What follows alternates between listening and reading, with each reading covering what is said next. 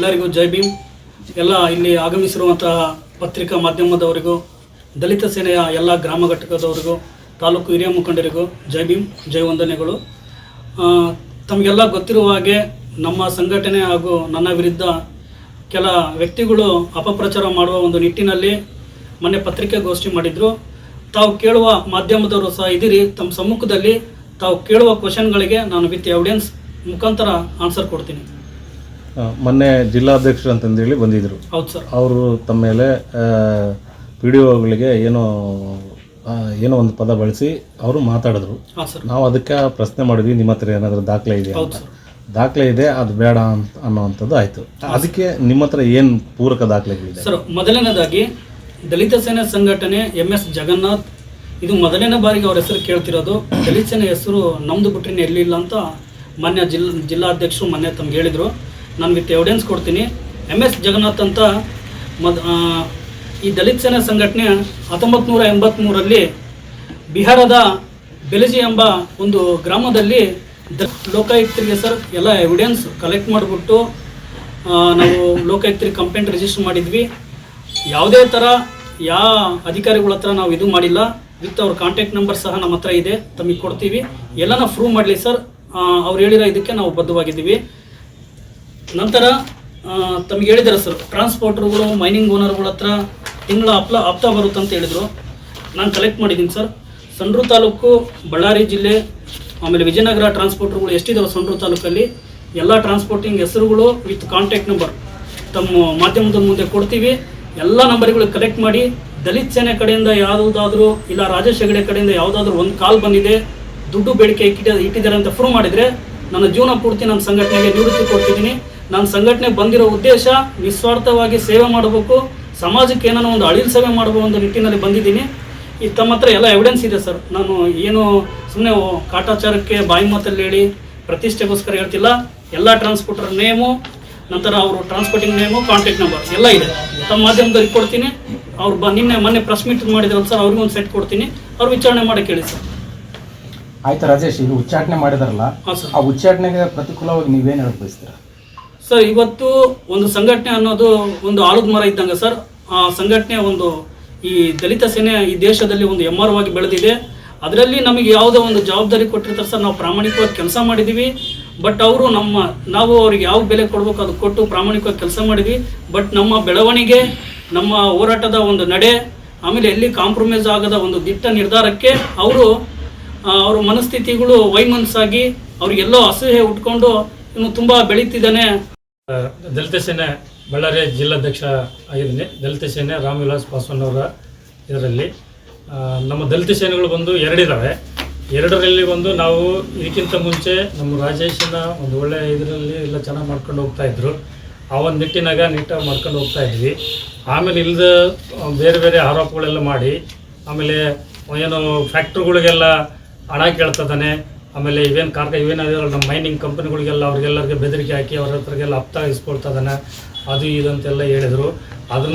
ಅದೇನೇ ಇದೆಯಲ್ಲ ಅದೆಲ್ಲದಕ್ಕೂ ನಮ್ಮ ಹತ್ರ ಪ್ರೂಫ್ ಇದೆ.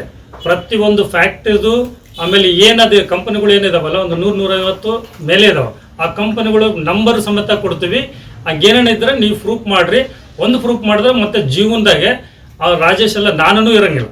ನಾವು ಇದರಿಂದ ನಿವೃತ್ತಿ ಆಗ್ಬಿಡ್ತೀವಿ. ಯಾಕಂದರೆ ಇಲ್ಲದೆ ಸಲ್ಲದ ಆರೋಪಗಳು ಮಾಡಿರೋದು, ಯಾವುದೋ ಒಂದು ದುಡ್ಡಿನ ಆಮಿಷ ಒಡ್ಡಿ ನೀನು ಇಷ್ಟ ಕೊಡಬೇಕು ಕಷ್ಟ ಕೊಡ್ಬೇಕಂತ ಬೇರೆ ಏನು ನಮ್ಮ ದಲಿತ ಸೇನರು ಹೇಳ್ತಿದಾರಲ್ಲ, ಇದೆಲ್ಲ ಹೇಳಿರೋದು ನಿಜ. ಆ ಹೇಳಿರೋದ್ರಿಂದ ಇವನು ನಾನು ಕೇಳೋದಿಲ್ಲ ಅದು ಇದು ಅಂತಂದಾಗ ನನಗೇ ಇಲ್ಲ, ನನ್ನ ಕಷ್ಟ ಇದೆ, ನನ್ನ ಕಷ್ಟ ನಿಮಗೆ ಗೊತ್ತಿಲ್ಲ, ಹಂಗೆ ಹಿಂಗೆ ಅಂತ ಹೇಳಿದಾಗ ಅವನು ಭಾಳ ಇದು ಮಾಡ್ತದಾನ. ನಮ್ಮ ಹೆಸ್ರು ಹೇಳ್ಕೊಂಡು ತನ್ನ ಹೆಸ್ರು ಹೇಳ್ಕೊಂಡು ನಾವು ಬದುಕ್ತೀವಿ ಅಂತೇಳಿ ಆತ ಹೇಳ್ತದಾನ. ಯಾವುದೇ ವ್ಯಕ್ತಿ ಬೆಳಿಬೇಕಾದ್ರೆ ಇನ್ನೊಬ್ಬರ ಹೆಸ್ರು ಹೇಳ್ಕೊಂಡು ಬದುಕಂತ ಅವಶ್ಯಕತೆ ಇಲ್ಲ. ನನ್ನದಾಗಿ ನಾನು ಬೆಳ್ಕೊಂಡ್ರೆ ಮಾತ್ರ ಬೆಳಿತಾರೆ. ನಾನು ಚೆನ್ನಾಗಿದ್ದರೆ ನನ್ನಿಂದ 100 ಜನ ಬರ್ತಾರೆ. ನಾನೇ ಚೆನ್ನಾಗಿಲ್ಲ ಅಂದಾಗ ಯಾವುದೂ ಇರಂಗಿಲ್ಲ. ಒಂದು ಅಕ್ಕಿನಲ್ಲಿ ಒಂದು ಸ್ವಲ್ಪ ಉಪ್ಪು ಜಾಸ್ತಿ ಆದ್ರೇ ಅನ್ನ ತಿನ್ನಂಗಿಲ್ಲ. ಅಂಥದ್ರಲ್ಲಿ ಇಷ್ಟು ದಿನ ಸುಮಾರು ಅಂದ್ರೆ 5 ವರ್ಷದಿಂದ ಅವನೇ ಅಧ್ಯಕ್ಷ ಆದಮೇಲೆ ಏನಾಯಿತು, 2 ವರ್ಷ ಆದಮೇಲೆ ಮತ್ತೆ ನಮ್ಮ ಬ್ರದರ್ ಚೆನ್ನಾಗಿರಲಿ, ಬೆಳಿಲಿ, ಅವ್ರು ಒಳ್ಳೆ ಇದ್ರಾಗ ಬರಲಿ ಅಂತೇಳಿ ಮತ್ತೆ ಇವನು ಇದಾದ ಜಿಲ್ಲಾಧ್ಯಕ್ಷನ ಇವನು ಮತ್ತೆ ಬಿಟ್ಕೊಟ್ಟು ಅವರಿಗೆ ಜಿಲ್ಲಾಧ್ಯಕ್ಷ ಮಾಡಿದ್ರು. ಜಿಲ್ಲಾಧ್ಯಕ್ಷ ಆದಮೇಲೆ ಮತ್ತೇನೋ ಅನಾಥ ಕಾರಣದಿಂದ ಮತ್ತೆ ಏನೋ ಒಂದು ಆಯಿತು. ಅದಾದಮೇಲೆ ಮತ್ತೆ ನೆಕ್ಸ್ಟ್ ನಾನೇ ಜಿಲ್ಲಾಧ್ಯಕ್ಷ ಆದೆ. ಅವರು ಆದ ತಕ್ಷಣ ನಾನು ಜಿಲ್ಲಾಧ್ಯಕ್ಷ ಆದ್ರೂ ಕೂಡ ನಮಗೆ ಇಂಟಿಮೇಷನ್ ಇಲ್ಲ, ಯಾವುದೇ ಇಂಟಿಮೇಷನ್ ಇಲ್ದಂಗೆ ನಾನೇ ಒಬ್ಬನೇ ಮಾಡಬೇಕು, ನಾನು ಹೇಳ್ದಂಗೆ ಕೇಳಬೇಕು, ಯಾವುದೇ ಕಾರಣಕ್ಕೆ ಯಾವುದೋ ಒಂದು ಬ್ಯಾನರ್ದಾಗ ಬೇರೆ ಯಾರ್ದು ಫೋಟೋ ಇರಬಾರ್ದು, ನಂದೊಬ್ಬಂದೇ ಇರಬೇಕು, ನೀ ತಾಲೂಕಿನ ನಿಮ್ದೊಬ್ಬಂದೇ ಇರಬೇಕು, ಈ ಥರ. ಯಾಕಂದ್ರೆ ಸಂಘಟನೆ ಅಂದಾಗ ನೂರಾರು ಜನ ಸಣ್ಣ ಮಕ್ಕಳಿಂದ ಹಿಡಿದು ದೊಡ್ಡರವರೆಗೂ ಹಿರಿಯರು ಕಿರಿಯರು ಎಲ್ಲರನ್ನ ಜೊತೆಗೂಡಿ ತಗೊಂಡೋಗೋದು ಮಾತ್ರ ದಲಿತ ಸೇನೆ ಆಗ್ತತೆ. ಆಮೇಲೆ ಬಂಧುಗಳೇ, ಇವತ್ತು ಸಂಡೂರು ತಾಲೂಕಿನ ಎಲ್ಲ ಸಾರ್ವಜನಿಕ ಬಂಧುಗಳಿಗೆ ತಿಳಿಸುವುದೇನೆಂದರೆ, ಕಳೆದ 2 ದಿನಗಳ ಹಿಂದೆ ನಮ್ಮ ದಲಿತ ಸೇನೆ ಸಂಘಟನೆ ಹಾಗೂ ನಮ್ಮ ವಿರುದ್ಧ ಅಪಪ್ರಚಾರ ಮಾಡುವಂಥ ಕೆಲಸ ನಡೀತಿದೆ. ಬಟ್ ನಾವು ಸಂಘಟನೆ ಮಾಡಿ 5 ವರ್ಷಗಳ ಕಾಲದಿಂದ ಇಲ್ಲಿವರೆಗೂ ಸಾಮಾಜಿಕ ಚಟುವಟಿಕೆಗಳು, ದಲಿತ ಪರ, ಅಲ್ಪಸಂಖ್ಯಾತರ ಪರ, ಈ ಕಟ್ಟೆ ವ್ಯಕ್ತಿಯ ಪರ ನಾವು ಎಲ್ಲೇ ಅನ್ಯಾಯವಾಗಲಿ ಪ್ರಾಮಾಣಿಕವಾಗಿ ಎಲ್ಲಿ 1 ರೂಪಾಯಿ ಆಕಾಂಕ್ಷೆ ಪಡದೆ ನಿಸ್ವಾರ್ಥವಾಗಿ ಸೇವೆ ಮಾಡಿದ್ದೀವಿ. ಇಲ್ಲಿ ತುಂಬ ಗಣಿ ಪ್ರದೇಶ ಕಾರ್ಖಾನೆಗಳು ಇರುವುದರಿಂದ ನಮ್ಮ ಏನು ಮಾಜಿ ಜಿಲ್ಲಾಧ್ಯಕ್ಷರಿದ್ದರು, ಅವರು ನಮ್ಮ ಬಗ್ಗೆ ಸ್ವಲ್ಪ ಹಣದ ಒತ್ತಡ ಇರ್ತಿದ್ರು.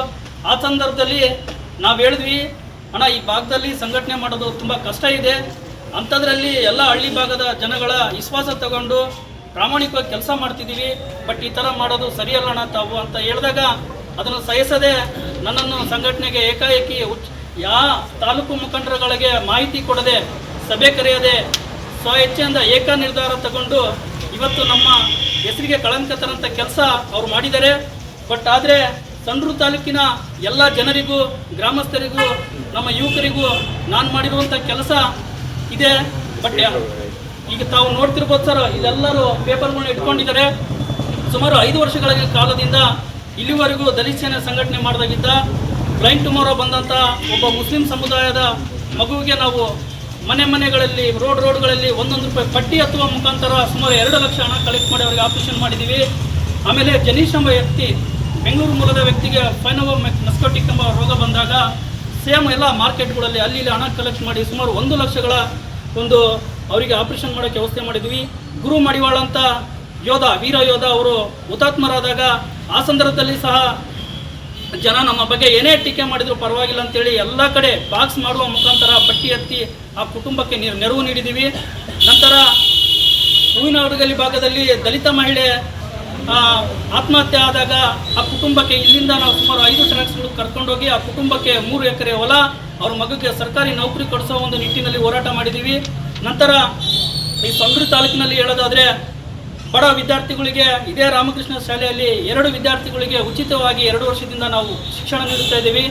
ನಂತರ ಎಲ್ಲ ಶಾಲೆಗಳಲ್ಲಿ ವಿದ್ಯಾರ್ಥಿಗಳಿಗೆ ಪಾಠ ಪುಸ್ತಕ, ಬ್ಯಾಗ್ ವಿತರಣೆ, ಸಮವಸ್ತ್ರ ವಿತರಣೆ, ಬೆಂಚ್ಗಳು ವಿತರಣೆ, ಟೇಬಲ್ಗಳು ವಿತರಣೆ. ನಂತರ ಆಮೇಲೆ ಗೌರಿಪುರ ಭಾಗದಲ್ಲಿ ನಮ್ಮ ಸಮಾಜದ ಮನೆ ಬಿದ್ದಾಗ ಸ್ವಯಂ ಪ್ರೇರಿತವಾಗಿ ನಮ್ಮ ತಾಲೂಕು ಮುಖಂಡರು ಹಾಗೂ ಗ್ರಾಮಗಳಲ್ಲಿ ಹಣ ಕಲೆಕ್ಟ್ ಮಾಡಿ ಗೌರಿಪುರದಲ್ಲಿ ತಾವು ಈಗೂ ಹೋದರೆ ಅಲ್ಲಿ ಮನೆ ಇದೆ ಸರ್, ನಮ್ಮ ಸ್ವಂತ ಖರ್ಚಿನಿಂದ ನಾವು ಅಲ್ಲಿ ಮನೆ ಕಟ್ಟುವಂಥ ಕೆಲಸ ಮಾಡಿದ್ದೀವಿ. ನಂತರ ಸಂಡೂರು ತಾಲೂಕಲ್ಲಿ ಎಲ್ಲ ಹಳ್ಳಿಗಳಲ್ಲಿ ಸುಮಾರು 15 ಗ್ರಾಮ ಶಾಖೆಗಳು ಮಾಡಿದ್ದೀವಿ. ಅವರು ಜಿಲ್ಲಾಧ್ಯಕ್ಷ ಅಂತ ಏನು ಬಂದಿದ್ರಲ್ಲ, ಅವರು 1 ಕಾರ್ಯಕ್ರಮ ಮಾಡಿರೋದು, 1 ಗ್ರಾಮ ಶಾಖೆ ಮಾಡಿರೋದನ್ನ ಪ್ರೂವ್ ಮಾಡೋಕ್ಕೆ ಹೇಳಿ ನಾವು ಪ್ರಾಮಾಣಿಕವಾಗಿ ನಾವು ಸಂಘಟನೆ ಬಲಿಷ್ಠಪಡಿಸಿದ್ವಿ ಅಂತ ಹೇಳಕ್ಕೆ ಇಷ್ಟಪಡ್ತಿದ್ದೀನಿ ಸರ್. ಇವತ್ತೇನು ನಮ್ಮ ಬಗ್ಗೆ ಹೆಸರು ಕೆಡಿಸೋಂಥ ಕೆಲಸ ಮಾಡ್ತಿದ್ದಾರೆ. ಇವತ್ತು ಯಾವುದೇ ಹಳ್ಳಿಯಲ್ಲಿ ಹೋಗಲಿ 10 ಜನ ಯುವಕರು, ದೊಡ್ಡವರು, ಹಿರಿಯವರು ನಮಗೆ ಗೌರವ ನೀಡ್ತಾರೆ. ಆ ಭಾಗ್ಯ ಅವ್ರಿಗಿಲ್ಲ ಅಂತ ಹೇಳಕ್ಕೆ ಇಷ್ಟಪಡ್ತೀನಿ ಸರ್. ಆಮೇಲೆ ಬೀದಿ ಬದಿ ವ್ಯಾಪಾರಿಗಳಿಗೆಲ್ಲ ನಾವು ಚಪ್ಪಲಿ ಒಲೆಯರಿಗೆ, ವ್ಯಾಪಾರಿ ಮಾಡೋರಿಗೆ ಬೃಹತ್ ಗಾತ್ರದ ಚಪ್ಪಲಿ ವಿತರಣೆಗಳು ಸಹ ಮಾಡಿದ್ದೀವಿ.